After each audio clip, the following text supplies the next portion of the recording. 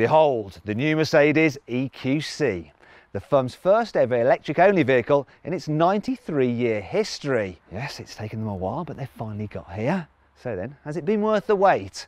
Well, to find out in this video, I'm going to take it for a drive. Oh dear, I've just broke the speed limit. I'm going to have a poke around the cabin. I would like you to cancel. Just shut up. I'm also going to poke it with a stick. And these vents are actually real. Have a bit of a sleep. And use the car as a musical instrument. Yes, all perfectly normal carwow review stuff then. Let's start this review by doing something I've never done at the beginning of a review before, and that's take the car to be refueled. Well, actually be recharged because it's an electric car.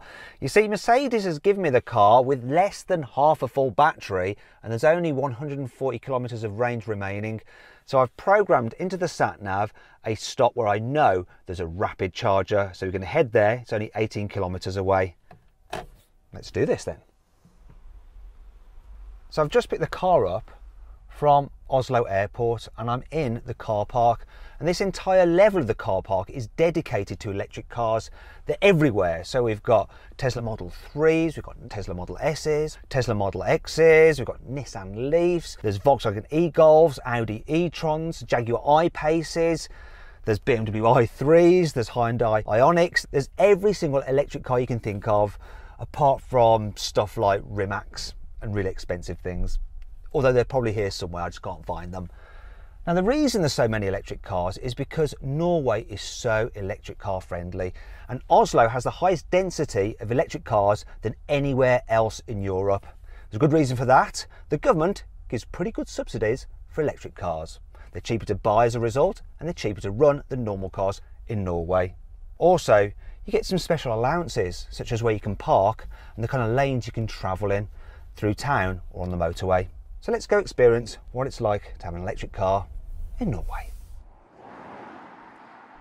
Okay, here we go then. Driving the EQC for the first time. The first thing I'm going to do is put on the cruise control because I'm lazy. This one's got the full system where it'll keep you a safe distance from the car in front and steer to keep you in lane. Though you shouldn't do that. It's not recommended. It's illegal. So I'll rest my hands on the wheel. Then it's all fine. Now, one of the things about using the cruise control with an electric car is that it's not the best at conserving battery, because it will do that thing where it will brake and accelerate to maintain your speed.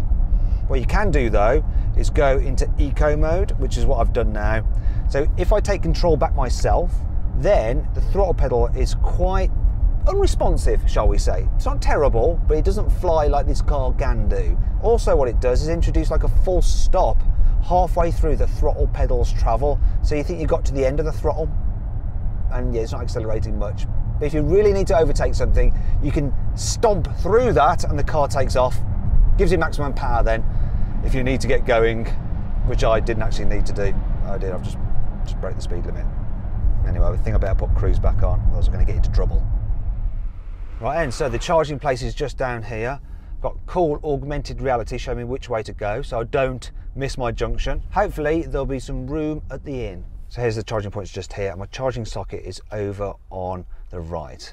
So I'm gonna have to turn around. You know, the EQC's only just come out today, and this charging place is already full of them. What happens when everyone's got an electric car, eh?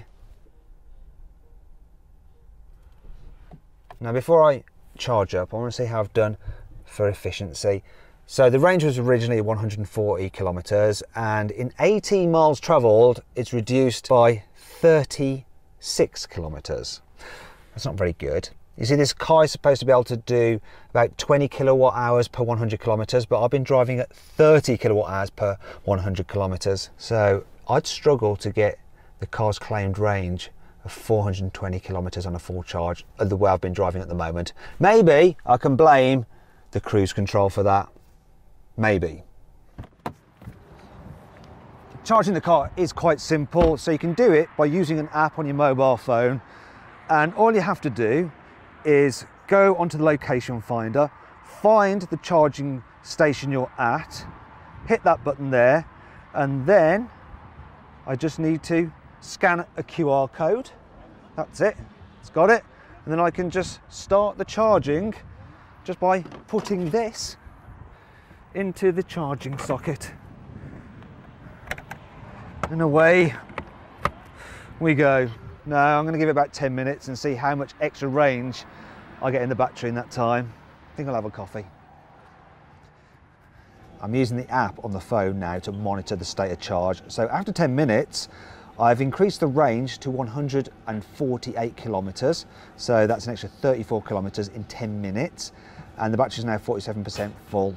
I was actually expecting it to have charged a bit more. You see, that car can charge a maximum of 110 kilowatts. The actual charge can do 150. The car's only actually charging at 76 kilowatts. That's probably because it's quite cold outside and the battery isn't optimized. Now, interesting to note that a Tesla can charge it up to 150 kilowatts. That's a normal Model S or Model X. But the Model 3 on the very latest superchargers can charge at a rate of up to 250 kilowatts. I think I'll just wait a bit long and put a bit more charge in the battery. Right, I've had enough of waiting. It's been 20 minutes and the battery is now charged to 69% full and I now have 219 kilometers of range. So in 20 minutes, which it's been charging for, I've added 115 kilometers. That should see me to my destination. According to the satellite navigation, my destination is 59 kilometers away, and it's saying that I should arrive there with 54% of my battery remaining. And that means that if I drive well, I should have 160 kilometers of range left, but we shall see. I'm going to try and improve my economy this time and not use the cruise control. There are a few things that I can do to improve my economy. So what you can do is alter the amount of regen braking when you lift off the accelerator. So if you pull the left paddle, you can increase it to D-1, so when I lift off, I will get quite a bit of braking as the car recoups the energy and puts it into the battery. I can actually increase it even further to D-2, and then when you lift off, you really do get quite strong braking. And it also allows you to pretty much drive this car just using the throttle pedal alone. You don't really need to touch the brake. However, that is not the most efficient way to drive. You're better off putting it into sailing mode, and that means that when you lift off, the car just coasts. But if you're not good at planning, you know, cars in front of you and junctions and stuff, that can be inefficient as well. So another option is to pull on the left paddle, hold it, then the car goes into automatic mode, and what it does then is use the satellite navigation and the radar, and it'll actually predict what is the best situation in terms of either letting you sail or using regen braking for maximum efficiency. So we'll see if I can do better than last time. Actually, I've got a way to do better than last time, and that's to hand the driving over to my cameraman Jack, and for me to check out the back seats. So I'm going to jump into the back by using a magic trick. Oh, there we go. How cool is that? I managed to jump behind the seat belt. It's pretty impressive. It's actually pretty impressive back here. I've got plenty of headroom and decent knee room, and the seat is very comfortable. Sometimes with electric cars, because you've got all the batteries underneath the floor, they end up lowering the seat down so you still have decent headroom, and that means you can feel like you're sat with your knees around your ears, like you're in the stress position, but not here. It's really, really comfy. The suspension's comfy as well, so just went over a bump there and it just floats. Really is quite impressive the way this thing drives, and of course it's quiet. You haven't got an internal combustion engine up front making a racket. Your ears do then pick up on the other noises, such as the rain on the windscreen and the tyres, but that's just because everything else is so silent. It really is a relaxing car to travel in. In fact, it's so relaxing, I think I'm going to have a nap. Yeah. Go on, Jack, be efficient. I'll see you in a bit.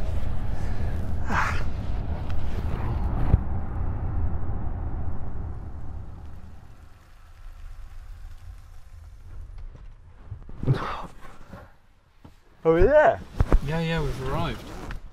How did you get on?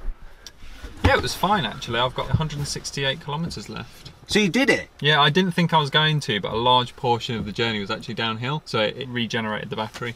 That's pretty cool. It's a sat nav, it knows that, you see. So you can tell when you're going downhill, and when you're in that kind of auto mode, it just sorts it all out for you. It's pretty clever. Another thing that's quite clever about it is that when you're actually driving to a charging station, it can preheat the battery so that it's ready for maximum charging when you get there. I didn't do that earlier. That's why I wasn't charging at the full 110 kilowatts. But if you do it properly, then it should be able to do that. Let's talk about this car's design. I'm going to keep it quick because it's raining and I don't want to get wet. Actually, this is handy, look.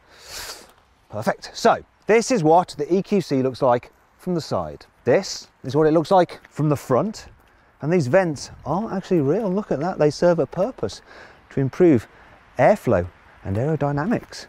This is what the EQC looks like from the other side. I particularly like the wheels. So these are actually the Eco wheels, and they have this special rim in them, which does reduce drag. Makes them look a bit like rally wheels, actually. Anyway, this is what the EQC looks like at the back. There's no fake exhaust pipes because it's an EV, though I have found one fake vent there. That's the only one. Yeah, that's enough of that. I'm going to jump inside where it's dry. Oh, right, that's better. Now let's talk about this car's interior design. So it's quite obviously a Mercedes, isn't it, the design? How may I help you?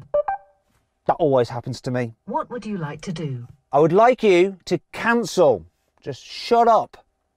So yeah, you've got Mercedes' new infotainment system, the very latest one that has the voice commands, and you activate it by saying Mercedes, which is quite awkward when you're trying to talk about their cars because it just chimes in when you don't want it to. The actual user interface is really, really good. So you've got these two screens here.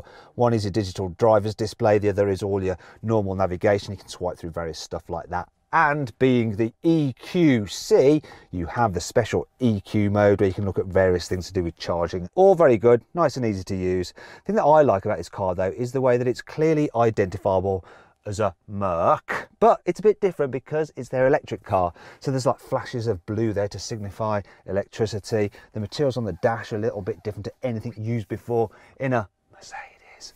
And yeah, very, very nice. Now, the interesting thing is the quality. You see, quality in here is just better than you'll find in a Tesla Model X.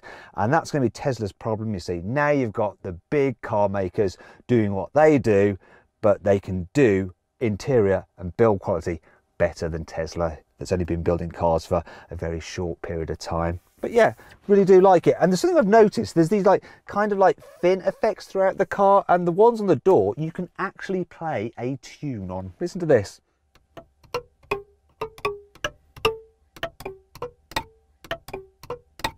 It's like a harp. One that's out of tune, but a harp. Now, I know I always harp on about practicality, but we need to cover it off. You see, the EQC's boot is about 20% smaller than that of an Audi e-tron or Jaguar I-Pace at 500 litres, but you can still fit quite a lot of stuff in it, as you can see here. Yeah, if you really are interested in practicality, just click up there on the pop-out banner to watch my detailed review of the Jaguar I-Pace. Now though, it's time to get technical and see exactly what lurks beneath the skin of this first ever all-electric Mercedes SUV. Here we have a cutaway of the EQC, and this is really interesting, just how small the motors are. Really not big at all. So the car is fitted at the front with normal springs and dampers. Now we move down the car and you come to the large battery section, which sits at the very base of the car to keep the centre of gravity nice and low. Good job too, because these batteries weigh 550 kilos, and that's why the car in total is 2.5 tons. There's another motor here at the back. Now, it doesn't actually operate most of the time. When you're just cruising, the front motor does all the work. This one comes in when you need a bit of extra acceleration. At the back as well, you'll notice the car has air suspension, and that levels off the body if you fill the boot up with lots of stuff. The EQC starts from £66,000, but if you want to see how much you can save on one, or any car for that matter, just click up there on the pop-out banner to go to carwow. So the car has 410 horsepower and 760 newton meters of torque, so it should be pretty quick. I'm going to find out if it is. I'm going to put it into sports mode, and now I'm just going to launch it.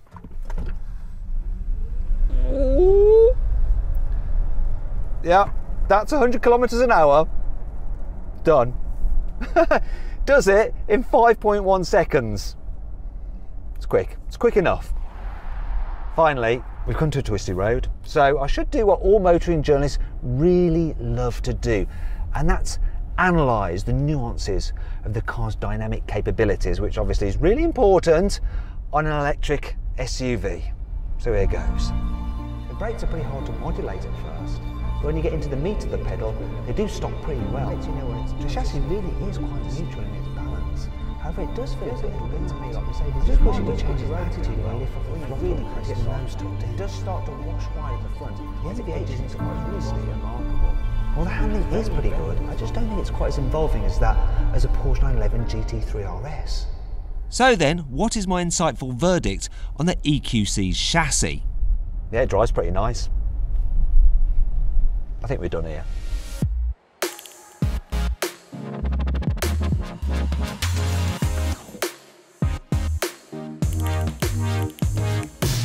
So then, what's my final verdict? Well, yeah, it's taken Mercedes quite a long time to build an electric-only car, but they've done a very good job. It's nice to drive, it's comfortable, it's reasonably spacious as well. It's packed full of technology, and you can get decent range out of it if you drive it sensibly. Do you agree with my verdict? Let me know in the comments section. Also, please subscribe to this channel for more videos. And if you click on the deals box to the right, you can see how much you can save on a new car at CarWow. Or click on the video windows below to watch another of my videos.